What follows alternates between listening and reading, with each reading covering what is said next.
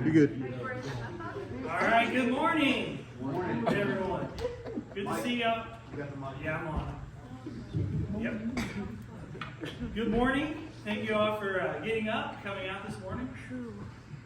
We are in Genesis chapter 4. All right, so here's the deal.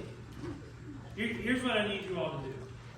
We're doing this Bible study, and like I said, I've been saying from the beginning, it's not about me or John getting up here and talking. It's about us studying in community, getting ideas from each other. And so what I need you to do as we read this, I want you to put yourself in the story, in the context of the story. So we know the fall has just happened. And part of studying in community is getting perspectives from everyone. And so if you're a lady here today, I need you to put yourself in the perspective of Eve. And if you're a guy here today, I need you to put yourself probably in the perspective of Cain, because Adam's not going to have much to do with the story. But we're going to have Eve, and we're going to have Cain. And to get all perspectives, like I'm not going to be able to get many insights from Eve, just because just look. Okay? But a lot of you all can. And so, as we read the story, and we're only going to look at the first 16 verses. And I'll ask for volunteers. Got any volunteers? To read? Okay, yeah. Way to hold off and give everyone a chance. But they're as bad as youth group. There were no volunteers whatsoever. No volunteers at all. Yeah, but have you seen the names in this form? Well, they're in the after 16. Those are after 16. You wouldn't have to Ready? Alright. Adam made love to his wife Eve, and she became pregnant and gave birth to Cain. She said, "With the help of the Lord, I have brought forth a man." Later she gave birth to his brother Abel. Now Abel kept flocks and Cain worked the soil. In the course of time, Cain brought some of the fruits of the soil as an offering to the Lord. And Abel also brought an offering, fat portions from some of the firstborn of his flock. The Lord looked with favor on Abel and his offering, but on Cain and his offering he did not look with favor. So Cain was very angry, and his face was downcast. Then the Lord said to Cain, "Why are you angry? Why is your face downcast? If you do what is right, you will not be accepted, or will you not be accepted? But if you do not do what is right, sin is crouching at your door. It desires to have you, but you must rule over it." Now Cain said to his brother Abel, "Let's go out to the field." While they were in the field, Cain attacked his brother Abel and killed him. Then the Lord said to Cain, "Where is your brother Abel?" "I don't know," he replied. "Am I my brother's keeper?" The Lord said, "What have you done? Listen, your brother's blood cries out to me from the ground. Now you are under a curse and driven from the ground, which opened its mouth to receive your brother's blood from your hand. When you work the ground, it will no longer yield its crops for you. You will be a restless wanderer on the earth." Cain said to the Lord, "My punishment is more than I can bear. Today you are driving me from the land, and I will be hidden from your presence. I will be a restless wanderer on the earth, and whoever finds me will kill me." But the Lord said to him, "Not so. Anyone who kills Cain will suffer vengeance 7 times over." Then the Lord put a mark on Cain so that no one who found him would kill him. So Cain went out from the Lord's presence and lived in the land of Nod, east of Eden. All right. So here's the question we're going to have every time. What do you see? What questions do you have? What things jump out at you? What things seem weird in this? And this is a test. Hopefully, we'll get some. I said it would be like week 4 or 5, somewhere around in there. I was hoping to get comments, but maybe we go early. It's any, yeah. The difference in what they presented to God and what God was pleased with and what He didn't accept. Yeah, there are all kinds of questions there. Like first off, why are they doing this in the first place? Because God hasn't asked for it. And so, Cain's like, well, I'll bring some of my crops and give them to God. And Abel's like, well, let me kill some of my animals, apparently. Apparently it seems what he's doing. He's going to kill the animals and burn the animals, and I'll do that for God. Why are they doing that? Why has God accepted one and not accepted the other? Great questions. Yeah, I mean, that should definitely jump out at us. That's the key question. Why was he so angry? Or was he just jealous of what his brother had done? But it said he gave the fatty portion, so that was the good part too, I guess. So that's our only clue in here. If we look closely at the words, and we're going to do a lot of that, looking closely at these words. So it says that Cain brought some of the fruits of the soil.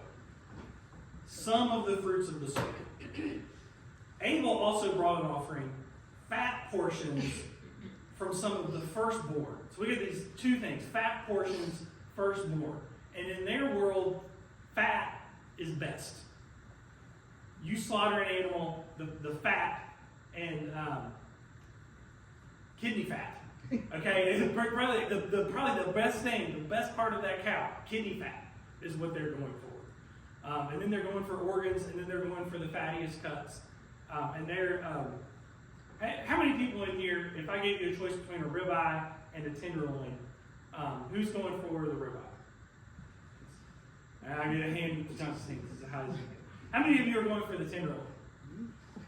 All right, we got several. So you people, I'm sorry, you that chose the tenderloin, you are like the only people on earth. First of all, no one else outside of America is like, I want the tenderloin. And then second off, only in the last, I don't know, 50, 60 years, no one before 50 years ago was like, I want the tenderloin. It's weird. Sorry. Everyone else is like, I want the fat part. I want the fatty steak. So fat is good. Firstborn is good. So it seems like Abel brought the best of what he had, and Cain brought just some of what he had. But it's also interesting that Cain goes first in this. So we talk about why are they doing this? And now think about it. In their culture, it's just normal that you offer sacrifices to the gods, right? They just came out of Egypt. And that's what they do in Egypt is they offer sacrifices to the gods. So it's normal that you do that. They're not really questioning why. But what's key here is that Cain goes first. Cain invented this idea, it seems. That Cain was the first ever person that was like, oh, let me take something that I have and offer it to God. Right, back up and tell him. You said they just came out of Egypt. Tell them who you're talking about there because they may not. Right, yeah. Cain and Abel didn't just come out of Egypt. But the Israelites, who were first hearing the story, and according to tradition, Moses comes off of the mountain. He delivers this, the law, and this being these stories, part of it, to the Israelites that just came out of Egypt. So them hearing the story, like, that's not weird that you offer stuff to the gods or to God. But Cain's the first one. So good stuff there. Let's move on. What else do you want to see? What about what Eve says? So any of the women here, like, how does that strike you? What Eve says in the beginning here.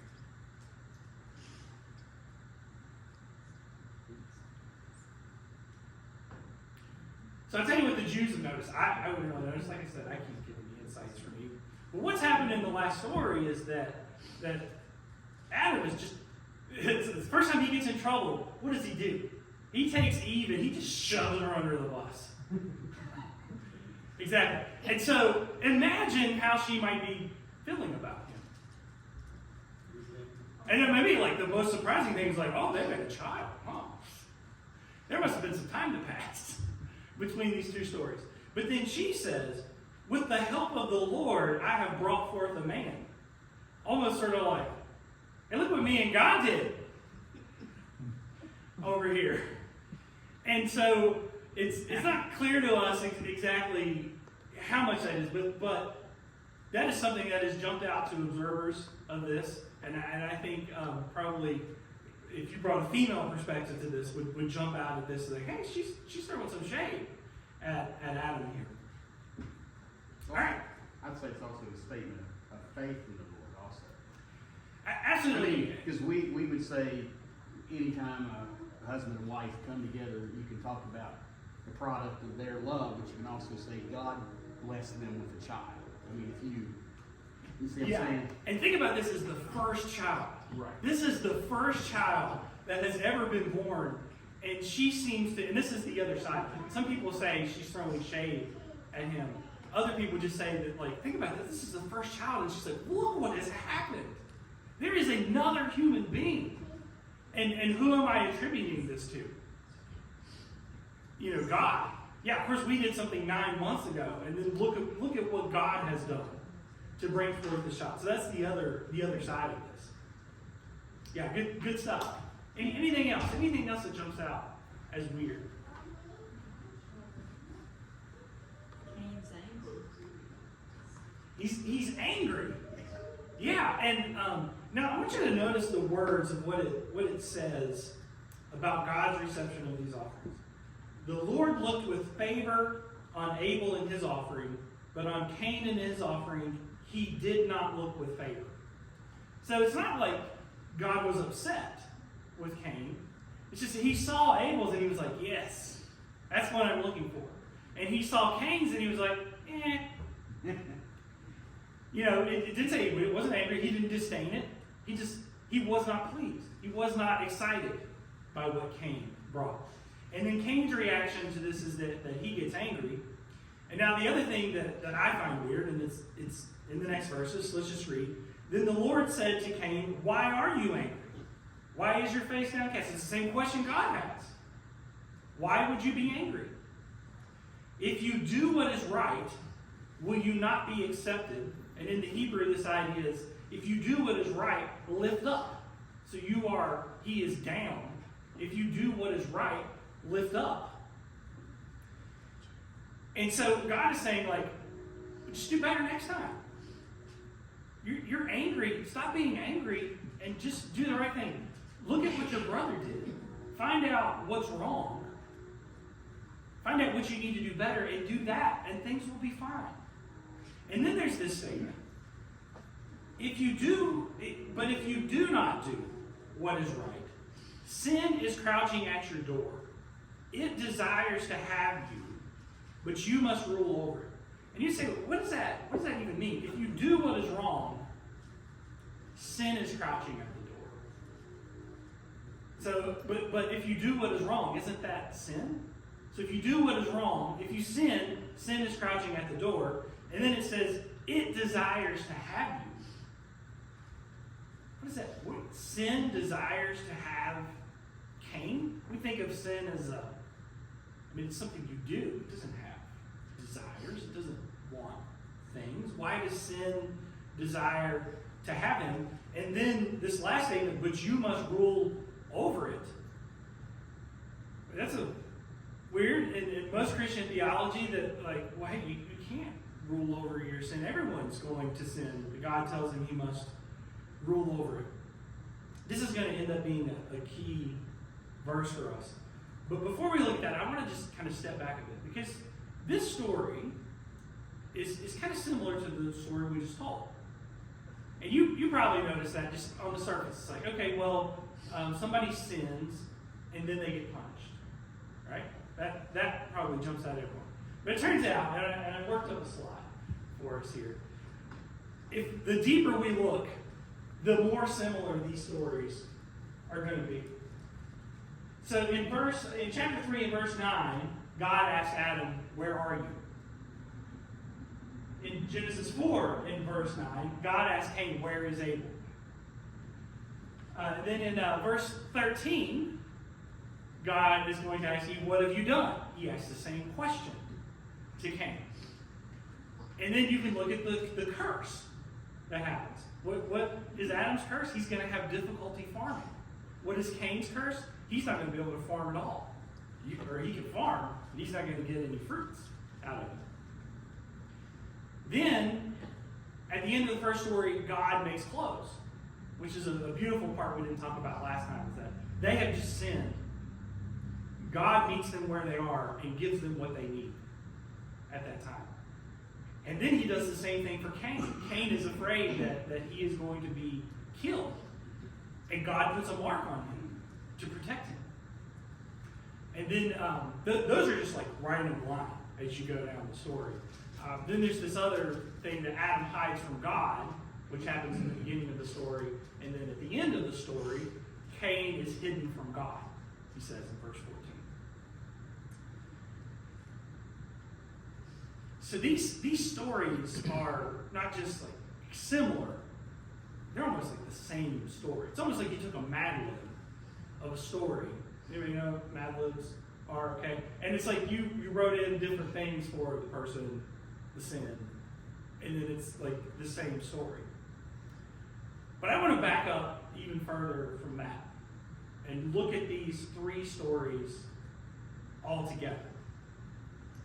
You said, well, the first story, we said that was about creating. Obviously, the first story is about creation, but it's also about rest. So it's about creating and then stopping creating. And then we said the second story, it's about the difference between man and beast. Those seem like two different things, right? We said that beasts, they always do what they want whenever they want it. And the difference with humans is that we can decide to, no, I'm not going to listen to that voice of God, of what I want.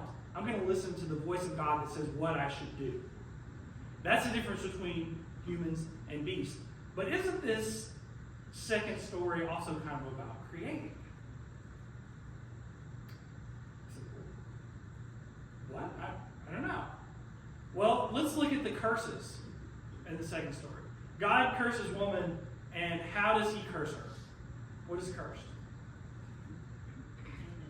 You have pain in childbearing. Is that about creation? Absolutely. Absolutely about creation. And then what is Adam's curse?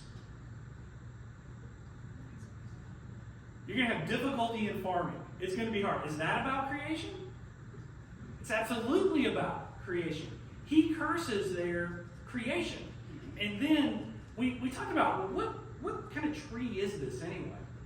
Because it's not the tree of the knowledge of good and evil, because Eve has knowledge of good and evil before she's able to explain, we can do this, we cannot do this. God said not to do this, it's wrong. She has that knowledge. So this tree is really about apparently something else, or maybe it's some specific knowledge or something. And then after the very first story, what happens? What's the very next thing that happens after our first story? What? God sent him out of the garden. He sends them out of the garden, and then, at the beginning of chapter 4, what happens?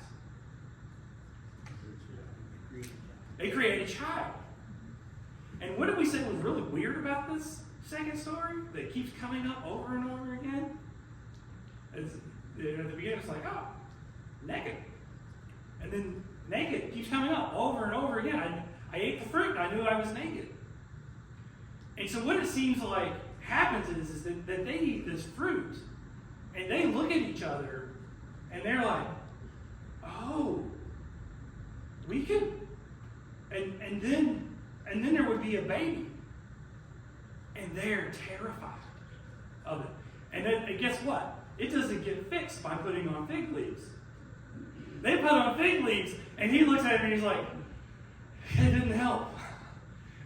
We could still, and then there would be a baby. And then that's exactly what happens.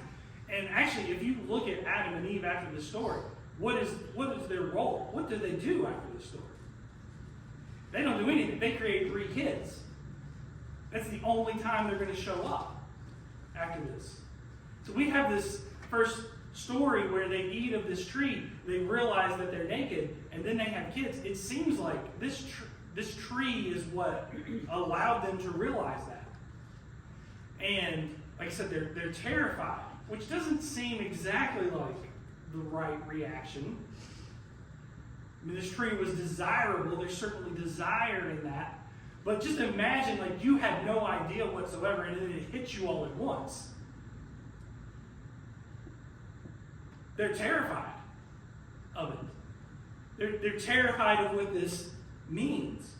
And so, this second story is absolutely about creation. Well, what about this third story? Well, the creation happens. They create a child.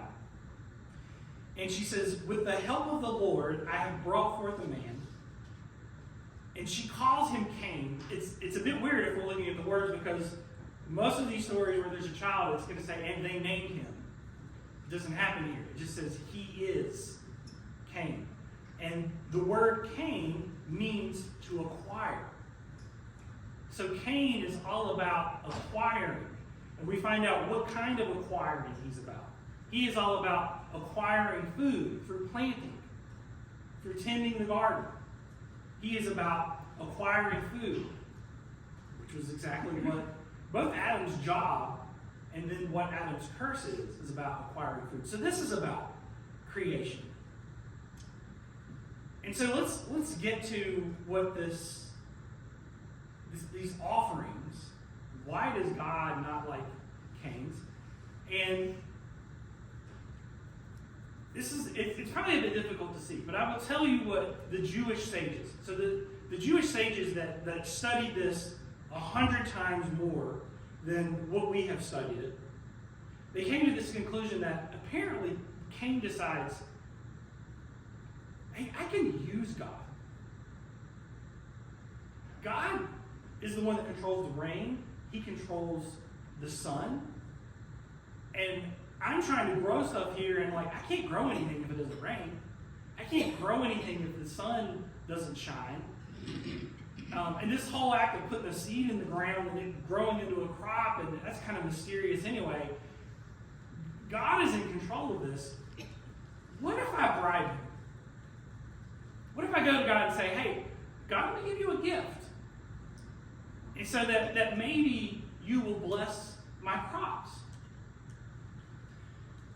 And if you look at the people at this time, the context would give us, that's not crazy at all, is it? This is exactly what they do. That's what they've done, and that's what they still do. They offer to please the gods. This part of the book is going to be about that. Okay, that's all the people in Canaan. That's what they're doing. They're offering gifts to the gods so that the gods will bless their crops. And these Israelites who are hearing the story, that's exactly what they're doing in Egypt. That's what they're doing all over the earth. And so Cain gets this idea, let me do that. Abel apparently gets a different idea. Apparently, Abel offers his out of gratitude. And I know it's a bit of a stretch. All we know really is that Cain has brought average stuff and Abel has brought his best stuff. But doesn't that kind of lead you to think that if you bring your best to someone to offer it as a gift, that's probably not a bribe. That sounds a lot more like gratitude, doesn't it? That Abel is just thankful for what he is able to do. Now, he's also in the business of creation, right? He's creating more animals. He takes 2 animals and makes more animals so that you can eat those animals and get more animals. He's also in this business of creation. He seems to just be thankful to God and offering a gift out of gratitude. I would say Hebrews also says by faith he did it also. Yeah, so when we get to the Hall of Faith, Yeah. it's going to say that. So he believes in God. Yeah. And so if that's the difference, then what God is saying to Cain kind of makes sense. Cain, you missed the mark. That's not what this is about. And it's not who I am. It is not who I am. This isn't what I do. And we'll get to this more in a minute because there's a parallel with the other kind of creation too. So this story is about what kind of offerings. How are you going to offer something to God? What is this relationship? Is God a God up there that I can bribe and get what I want?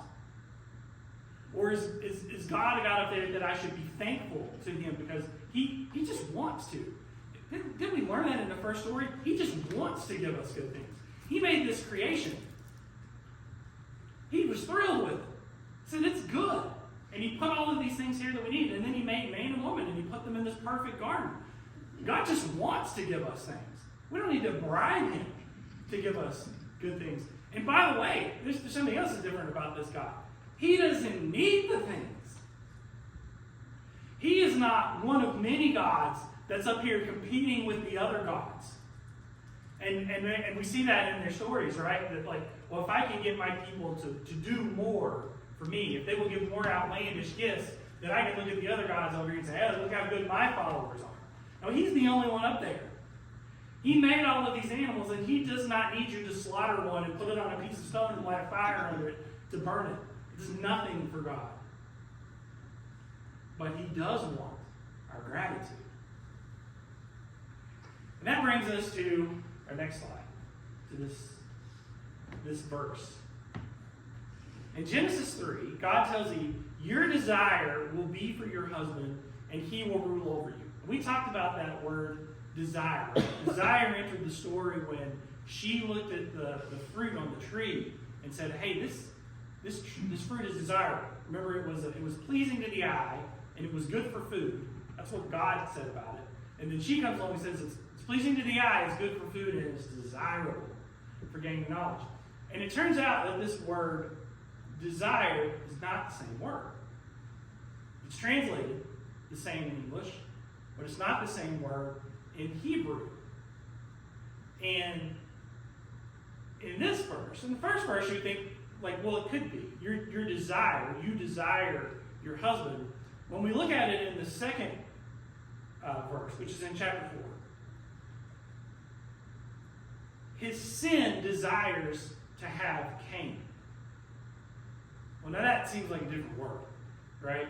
Because the sin doesn't want him the way we want things, like the way we desire things.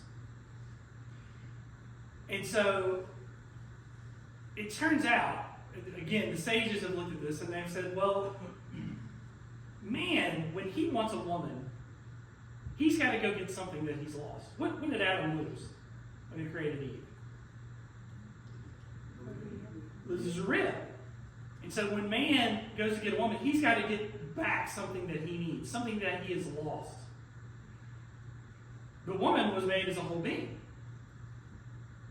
She's not missing anything that she needs to go get a man to need. But she desires to have him in that she wants to share with him out of her fullness. And she desires to create more life. She wants to share life with children that she can have. Her desire for her husband is a bit different than his. And this sin's desire for Cain seems to be, it can be about it wanting him. The Bible also says that rain desires the land. This same word, teshuka. Meaning that the rain is drawn to it. The rain is going to fall. Where is rain going to go but to fall on the earth? And so Cain's sin, where is it going to go? But it is drawn to you. And so the sages looked at this and they said, what is this sin? What is it here? And isn't it Cain's passion to want to do something? Isn't that what's in the first story, right? They have passion for each other now after they have eaten of this tree. And is that passion bad? No. There's nothing wrong with the passion that Adam and Eve have for each other. But can it get out of control? The whole thing. That's what's in there. That the sexual desire gets out of control and causes problems. So in and itself is not bad. But he has got to figure out how to rule over it. And in this case, his passion is that I want to acquire things. His name means to acquire. And is it wrong to want to acquire things? No. In fact, the Jewish sages would say, that's what makes the world go round. It's what makes a man want to marry. It's what makes a man want to build a house. It's what makes a man want to plant a field. There's nothing wrong with his passions, and that's the case with Cain. He wants to plant and acquire, and that's a good thing. That's the job God gave him to do. But it can get out of control. Your desire to acquire can make you envy. Your desire to acquire sometimes makes people murder to acquire things that other people have. So he has this passion that is drawn to him that's a part of him. But that he has got to rule over. And this is the difference between man and beast. And so we have 3 stories that are about creating and stopping creating. You see, our God is the God that knows when to stop creating. If we're going to be in his image, we need to be people that know when to stop with our desires. When the Sabbath. When to Sabbath. And it turns out it's more than just about working. There's a Sabbath to stop working, and that's part of the story. But there's a Sabbath to say that I got to step back from these desires. I got to put them in their place. And I have to stop from this desiring, or stop acting on those desires sometimes. Now, there's another wrinkle which you were getting at, which is that these other gods, you bribe them with a sacrifice. And it turns out that later in the story, when we get to Canaan, there are going to be two gods that are a thorn in the Israelites' side this whole time. Anybody remember their names? Molech. Well, he's not one of the ones I'm thinking of. Here's Molech, but he's not one of the ones I'm thinking of. So I'm thinking of Baal and Asherah. And what are these two gods about? Baal is the god that makes it rain, that makes the crops grow. Asherah is the god of fertility, that lets you have children. And if you think about this, all of the pagan peoples of old, what are the two things that they cared about? There are the two things that they care about most deeply. That we can make children and that we have food to eat. The most basic needs. Apart from breath or whatever. But the most basic needs of humankind are to be able to eat and to sustain myself. And then to be able to procreate so that our people go on and they continue. If you don't procreate, you're wiped out. These are the two most basic needs. And so we have these two gods that's what they're about. And they're worshiping these two gods. And they're both about creation. And they're worshiping these gods and saying, if we do these hideous things and we please these gods, and these gods will help us. And here are these three stories that show us that God's saying, I ain't like those other gods. That's not what this is about. Just to, and something you said to me privately last week was how many childless women are spotlighted through, and so it seems like the two spotlights that we see that God shares stories of are famine and childless women. Oh, how beautiful that is. So I have said that the Genesis, you could say that Genesis is a book about guys who went down to Egypt to get a bite to eat. As we get further along, you're going to see that that's what this story is about. Abraham goes down there. He goes down there again. Isaac's going to go down there. Jacob's going to go down there. They're all going to go down to Egypt to get food because of a famine. And then this thing of the barren woman, like, before I started studying the Bible, I'd be like, well, there's like a few. I mean, of course, there's like, Jesus being born to Mary is one of them. And then, Sarah was barren. No, it's like every single story. Every time there's a child being born, not everyone, but the majority of children that are being born are born to barren women. And like, yes, it's like God is showing them like, you're worth something. But look at it different. The pagans are seeking the same thing in the wrong way. Because if the pagans are like, and they're like, well, we got to sacrifice our children on the burning hands of Moloch to satisfy this God so that he will help us to have children. And what does God say? No, you just follow my word. Just do what I said. And then you will get these things. And a lot of times even like, well, I'll just give them to you anyway. Just because I'm good. And because that's what I do. I can't help myself. I can't, because that's one of the other things. God teshukas us. Rain teshukas the earth. The woman teshukas her husband. Evil inclinations, our passions desire us, and God desires his children. He is drawn to them, and he cannot help it. As the rain is going to fall to the earth, God is going to bless his children. God is saying, I'm not like those other gods. This is how I operate. As I say, God has spoken to us. I mean, when you get to the Ten Commandments, He's revealed to them who He is and what He expects. As opposed to these pagans who are just guessing. What can we do to please God? And back here in Cain and Abel, we don't have an explicit instruction from God here.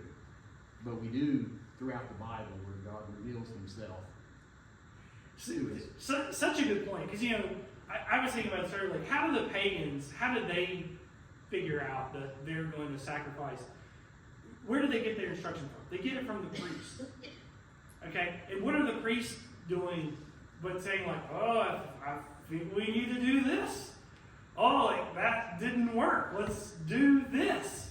And like they're grasping at straws for what they're going to do to please their gods, to make the plague go away. God tells us exactly what to do. He told Adam and Eve, you can eat all of this other stuff, but don't eat that tree. He comes to Cain and he tells him, Cain, I can see where this is going. Don't do it. All you got to do is figure out how to offer the right sacrifice. Which, man, there is so these stories run so deep. So what should Cain have done? Let's say he didn't understand. I don't know why God didn't take my sacrifice, but he accepted Abel's. What's Cain going to do? What should he do? Maybe talk to... Maybe I should talk to my brother. And it's almost like that's kind of where this story goes. And it turns out that in the Hebrew, a lot of these phrases, these sentences in the Hebrew are like half sentences that are vague. And then they get translated into English into something that makes a coherent story. But in the original language, they're not. And it's like, and so in the Hebrew, it's like, and so Cain said to Abel, and then he killed his brother. And it's like a half sentence. He said to his brother what? So it's like he goes out into this field, possibly to talk to Abel, to figure out, what should I do? But then something goes wrong. His passion overtakes him and he kills his brother, is what it seems like is going on. All right, okay. Any questions? Let me give you all a chance, because y'all are giving me good stuff this morning. So if we can continue the story, you get to the names. Lots of names. If you go past verse 16, that's all the names you didn't want to read. Okay, and it gets weird. Okay, it's gonna go give the generations of Cain down to this guy Lamech and his children, and then he's gonna talk to his two wives with this weird poem. Hear my words, I have killed a man for wounding me, a young man for injuring me. If Cain is avenged 7 times, then Lamech 77 times. What in the world? What in the world is that about? There is another very weird thing with the language here when God talks about Cain being avenged. It's almost in the Hebrew like God said, so Cain says, I'm afraid now, people are going to kill me. And God says, well, the man that kills Cain, and then it's like another thought. He will be avenged in this 7-fold way. Meaning possibly Abel is going to be avenged in this 7-fold way. And then we have this story that 7 generations later, Lamech kills 2 people. And the Jewish sages again have put this together. They're like, oh wait, what God is saying is that, Cain, you're going to be okay right now. But in 7 generations, in your 7th generation, Abel will be avenged, and what should happen for the murder, which is that you are killed as well, is going to happen. And that's what this story is. And in the Midrash, which we'll talk about more later, there is a story that if I told you this story about Lamech, you'd be like, that is the most ridiculous thing I have ever heard. And the first time I heard it, I'm like, that's the most ridiculous thing I have ever heard. And then you start looking at the reasoning of why they have told this story, and you're like, oh, I can see why that. I can see why that. I can see why you told the story about this. And so I'm not going to, it's not going to be part of our study this morning, but it won't take you long to find it if you go on Google and start searching for Lamech, Midrash. And so from this to Noah, and Johnson's going to get to tell you all about Noah in the next 2 weeks, because I won't be here. But it's going to wrap up this narrative in this way. Like, we're going to have 7 generations of Cain, which is going to come down and it's going to end in murder. And it's going to get to his children, who are, it turns out, in the English we get Tubal-Cain makes tools. They've read this as weapons. And then we've got this other guy that's the father of the herdsman. And it turns out this other guy, his name sounds a whole lot like Abel. And of course Tubal-Cain sounds a whole lot like Cain. So after 7 generations, this significant number of 7, we get a child who has perfected, his name sounds like Abel, and he has perfected this shepherding business. And we've got this other guy, Tubal-Cain, who has perfected this business of killing people. He's not doing it with his hands or with a rock or whatever Cain used. He's making weapons to kill people. This lineage gets wiped out by the flood, if you work out the numbers. In the next chapter, we're going to have the lineage of Noah. Guess what? It's going to go 7 generations again. It's going to get to a guy whose name is Lamech. It's got to be a different Lamech, because this one comes from Seth. He's going to live 777 years. And then he's going to get wiped out by the flood. He has the son Noah. So what seems like just this weird thing, this weird way to wrap up the end of these 3 stories, ends up having like this really crazy symmetry to it. In fact, like if you look at their lineages, they sort of have this parallel to them. They have very similar names in the children. And I'm going to end there. I'm going to end there because next we're going to have Noah. You can go deep in this, but we're going to keep moving. We're going to keep moving because we got to get to, because the rest of it's so good too. And we've got to get to it. So get a couple minutes break.